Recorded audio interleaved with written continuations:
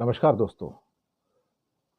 चीन ने अपनी पहले न्यूक्लियर पावर्ड एयरक्राफ्ट कैरियर के ऊपर काम शुरू कर दिया है। ये बड़ा कदम है। इसके बारे में तो आज तक भारत ने भी नहीं सोचा था। सबसे बड़ी नेवी है, इसमें कोई शक वाली बात नहीं। इतने जहाज तो किसी के पास नहीं जितने चाइना के पास है। जहाज के अंदर, एयरक्राफ्ट कैरियर के अंदर न्यूक्लियर पावर रिएक्टर का प्रोटोटाइप तैयार हो गया, बना लिया है।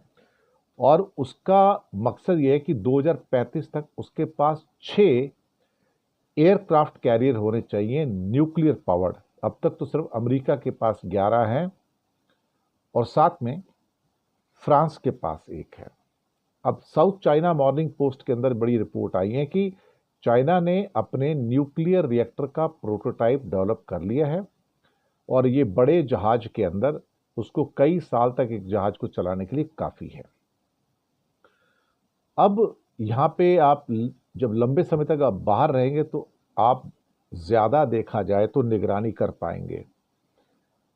खासतौर से सिचुआन प्रोविंस है, उसमें लेशान के पास एक पहाड़ी पर ये जो एयरक्राफ्ट कैरियर्स बनाए जा रहे हैं उसके प्रोटोटाइप रिएक्टर का निर्माण किया गया है।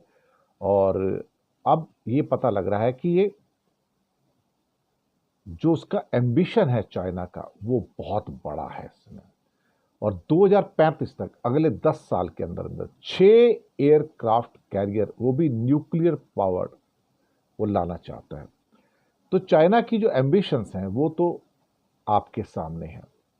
अब इंडिया के पास तो 2 एयरक्राफ्ट कैरियर हैं, चीन के पास ऑलरेडी फुजियान को मिला के 3 हैं और वो भी ऑलमोस्ट, इंडिया के पास तो दोनों 45,000 टन वाले हैं, लेकिन चाइना के पास तो एक जो ऑलमोस्ट 80-90,000 टन वाला है, जो इंडिया का भी डबल है वो। तो आप सोच सकते हो कि ये चीज़ें जो हैं बहुत इम्पॉर्टेंट हैं। और चाइना जिस एग्रेसिवनेस के साथ आगे बढ़ रहा है, उससे तो अमेरिका भी चिंतित है और भारत के लिए तो भाई चिंता करने वाली बात है।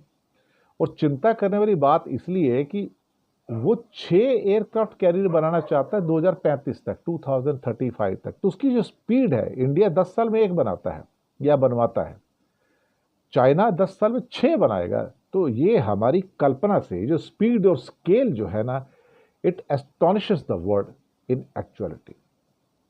शुक्रिया आपका।